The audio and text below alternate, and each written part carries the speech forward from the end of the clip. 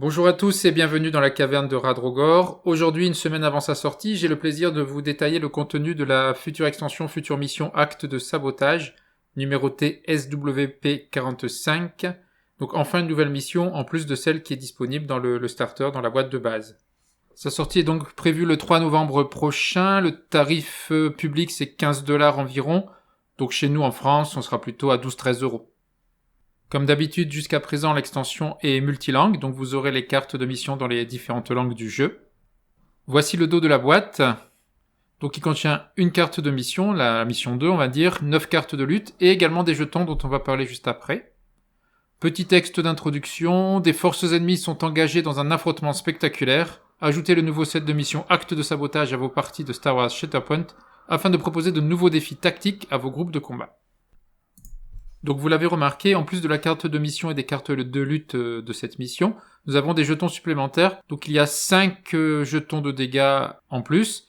Peut-être qu'ils se sont rendus compte qu'il leur manquait dans la boîte de base. Ensuite on a des jetons double face bleu et orange-rouge. Je pense que ça remplace les jetons d'objectifs prioritaires. Et puis 3 nouveaux jetons qui sont bien pratiques, qui seront bien pratiques, y compris pour la mission 1. Vous voyez que ce sont 3 jetons qui reprennent les faces des dés bleus. Donc en fait, quand vous allez en lutte 2 et lutte 3, quand vous aurez les objectifs prioritaires, vous pourrez mettre ces jetons à côté des 3 objectifs, et quand vous tirerez le prioritaire avec le dé bleu, vous verrez tout de suite grâce à ces jetons duquel il s'agit. Avant, à chaque fois, on tirait le dé bleu, on regardait la carte de mission, et on vous disait « Ah oui, c'est cet objectif-là qui a ce symbole ». Là, ça ira plus vite, vous mettez les symboles directement sur la table, et vous lancez le dé bleu, et tout de suite, vous savez quel est l'objectif prioritaire. Voici la carte de la nouvelle mission et sa nouvelle icône, vous voyez en bas à droite, c'est le dessin de la mission, puisque je vous rappelle que les cartes lutte, les cartes mission ont tout un symbole par mission. Ça veut dire qu'on ne peut pas mélanger les cartes lutte de la mission 2 avec la mission 1 par exemple, donc il faut utiliser le symbole que vous voyez en bas à droite. Et donc vous voyez que cette nouvelle mission, vous avez un nouveau placement des objectifs. Donc vous avez un objectif en plein centre de la table, pile à portée 4 plus 5, donc portée 9, c'est-à-dire 18 pouces, donc pile au centre du tapis. Ensuite, vous avez autour 6 autres objectifs. Donc vous voyez, les portées, c'est 5 et 5 plus 2 pour ceux qui sont sur les extrémités, enfin en haut et en bas. Et puis ceux qui sont sur le côté, donc qui sont sur la ligne du milieu, donc la ligne des 18 pouces au milieu du tapis, et à 4 portées 4 de chaque bord. Donc c'est un nouveau placement des objectifs. Regardons le texte de la mission qui a un petit peu changé, en tout cas la première partie.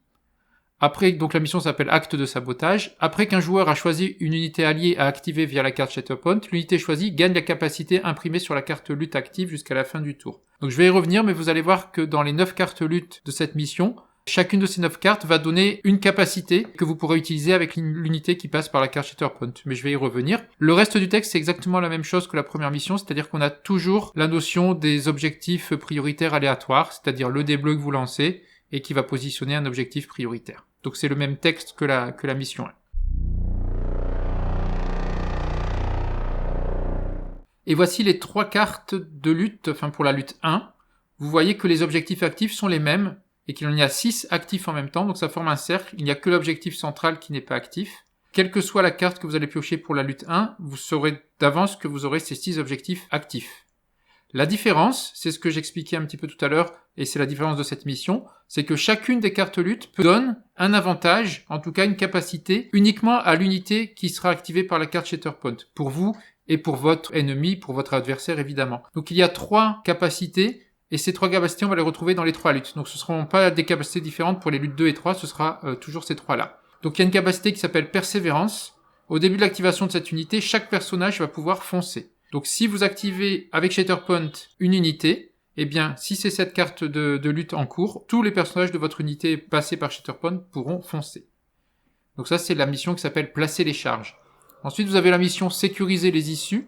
Là vous voyez que la capacité s'appelle Regroupement. Au début de l'activation de cette unité, elle peut se retirer 2 dégâts ou se retirer un état. Donc là, pareil, si vous activez via Shatterpoint une unité en particulier, cette unité pourra se retirer 2 dégâts ou se retirer un état. Donc c'est bien écrit se retirer, ça veut dire qu'elle ne soigne pas une autre unité, c'est bien elle qui se fait ça. Donc elle se soigne 2 dégâts ou elle s'enlève un état. Et puis la troisième carte qui s'appelle désactiver les alarmes, cette fois-ci ça vous donne une capacité qui s'appelle s'en tenir au plan. Au début de l'activation de cette unité, récupérez une force. Quand vous activez une unité via Shatterpoint, vous récupérez une force si vous êtes avec cette carte de lutte en cours. Donc c'est ça la grosse, enfin je ne sais pas si elle est grosse, mais c'est ça la nouveauté de cette mission 2, c'est que les cartes de lutte vont vous donner une capacité, vont donner une capacité à l'unité que vous allez déplacer, enfin activer via la carte Shatterpoint, pour vous et pour votre adversaire évidemment. Pensez à ne pas l'oublier, dès que vous utilisez votre carte Shatterpoint, pensez que vous avez la carte lutte qui vous indique que vous avez une action possible. Et puis ce qui est assez rigolo dans cette première lutte, vous voyez, c'est l'emplacement circulaire des objectifs. Tout le monde va se retrouver en cercle comme ça. Potentiellement, on peut gagner 6 points de lutte en un tour si on a les 6 objectifs. Ou peut-être 3 contre 3 si chacun se met un petit peu de part et d'autre, comme ça arrive au début des parties. C'est-à-dire que dès le début, tout le monde peut gagner au moins 3 objectifs et en maintenir sans doute facilement 2. Enfin, ça, on verra ce que donneront les parties. Mais ça va sans doute donner un mécanisme de jeu un petit peu différent, des sensations un petit peu différentes.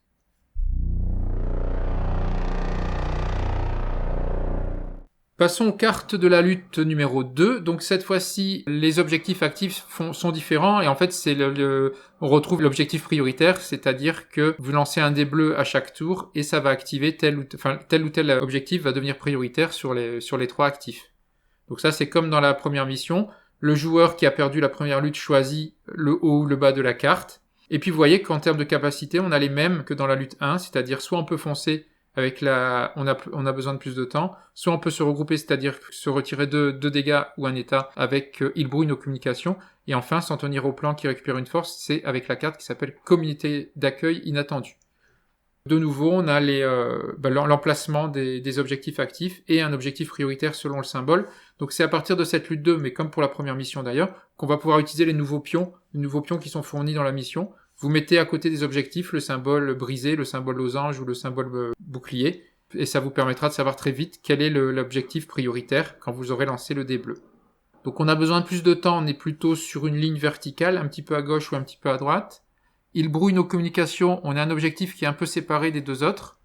Et puis comité d'accueil, on a une diagonale en fait d'objectifs.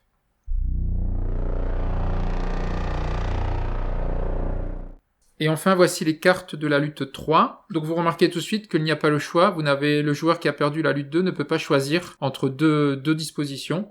Il n'y a qu'une seule disposition sur les cartes de la lutte 3 de la mission 2.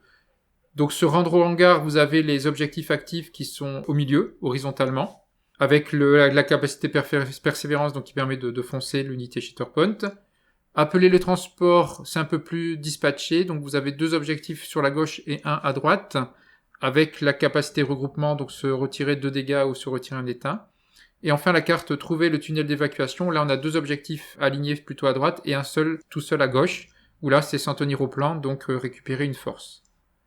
Donc là vous n'aurez pas le choix, ce sera une chance sur 3 de tomber sur ces cartes, et le joueur qui aura perdu la lutte 2 ne pourra pas choisir 2 possibilités.